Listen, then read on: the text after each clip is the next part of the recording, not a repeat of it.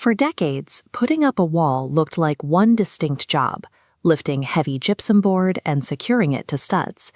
Even today, when you submit a bid to a builder, it usually shows up as a single line item on your invoice. You price the lift, the tape, and the skim all together as one workflow. But state licensing boards and insurance underwriters do not read your invoice that way. When they look at a modern drywall operation, they see three completely distinct risk profiles. First, then is the massive physical risk of moving and hanging the board itself. Then there is the wet application. Laying down joint compound introduces a severe slip and fall hazard that a hang-only crew never brings to a site. Finally, there is the finish work. Sanding and texturing generate fine particulate dust that travels into adjacent rooms and HVAC systems, creating a third entirely separate exposure. Buying a generic hang-only contractor policy saves you money up front and gets you the certificate you need to walk onto a job site, but it leaves your business dangerously exposed the moment your scope expands. Getting that classification wrong, whether intentionally to save a few bucks or completely by accident, gives your carrier the legal right to void your coverage the exact moment your crew starts sanding mud or popping a tape seam. Let's examine what standard general liability actually does. Its primary purpose is to protect your business against third-party injuries and damages. Think of a homeowner slipping on wet mud, or a crew member dropping a tool on a client's car. Look at this assembly diagram. Policies strictly exclude property in your care, custody, or control. The drywall you hang is excluded. If it gets gouged, you pay for the redo. But water leaking from your area that ruins adjacent hardwood triggers a covered property claim. The exclusion multiplies when a basic hang package turns into a tape and texture job.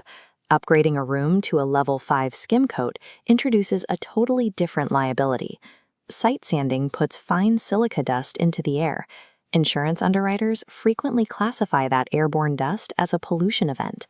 Unless you specifically carry a pollution endorsement, standard general liability automatically denies claims for dust-related damage to adjacent property or expensive HVAC systems.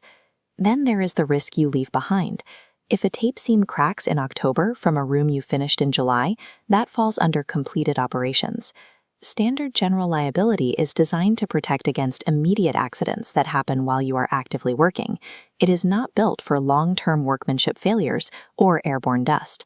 Drywall-specific endorsements are absolutely mandatory for finish crews. Your insurance limits mean nothing if you are operating outside your state license. The state boards set the rigid legal boundaries of your coverage. This matrix shows how states classify the trade. Nevada fractures the risk. C-3e covers carpentry installation. C-4e covers painting, hang, and coat.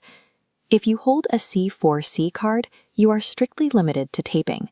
That taper cannot legally accept a hang-and-coat contract. Bidding a plaster skim job using a C-17C lathing drywall card invalidates your contract.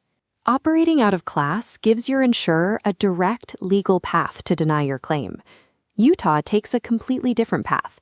They fold hanging, taping, and plastering under one broad S-2070 specialty license. The trade-off for that simplicity is mandatory insurance. Utah forces you to carry a strict floor of $1 million per occurrence and $2 million aggregate just to hold that S-2070 card. California lands somewhere in the middle. The C-9 card bundles hang, tape, and texture, but strictly excludes plaster and EIFS work from the license. Your state license dictates the exact legal scope of what your insurance will actually defend if you end up in a dispute. We consistently hear solo hangers argue that working entirely alone eliminates the need for workers' compensation coverage. In Utah, even if you run a strict zero-employee operation, the state still requires you to secure and process a formal labor commission waiver. In California, solo C-9 holders have to file a specific null-employee exemption to stay compliant, and the state legally eliminates that loophole on January 1, 2028. Beyond labor, you have heavy physical assets to protect. Lifts, stilts, and leftover drywall sheets travel between job sites and sit in trucks overnight. Environmental risks target your materials. In Henderson or Phoenix, an enclosed work trailer under the summer sun will cook and ruin your leftover cover tools stolen from the site. You need an inland marine equipment floater to protect those assets once they leave the vehicle. Operating a secure business requires ensuring the unseen overhead. You have to lock in mandatory state waivers and schedule your expensive tools at their actual replacement value. To build the right coverage stack, you need to map your daily operations to one of these 3 specific archetypes. First is the solo hanger. This route offers simpler underwriting and lower premiums. The requirement is extreme discipline. You must strictly decline any tape or texture work. Hang-only crews need to rigorously photograph the site before starting. If you gouge a tub with a sheet of drywall, those photos prove you didn't cause the pre-existing damage in that room. Second is the hang and finish shop. If your invoices include level 5 skims, demand that your agent add completed operations coverage. Verify in writing that your policy does not exclude silica dust liability. Finally, we have the commercial crew. Bidding large commercial corridors means general contractors will pre-qualify your business. They demand specific additional insured endorsements, typically CG 2010 for ongoing work and CG 2037 for completed operations. Handing a general contractor a certificate promising those limits without actually holding the exact endorsements is a breach of contract waiting to trigger a lawsuit. Stop buying generic insurance based on monthly teaser rates.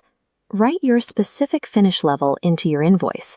Match that specification to your exact state license and buy the policy class that actually defends your work.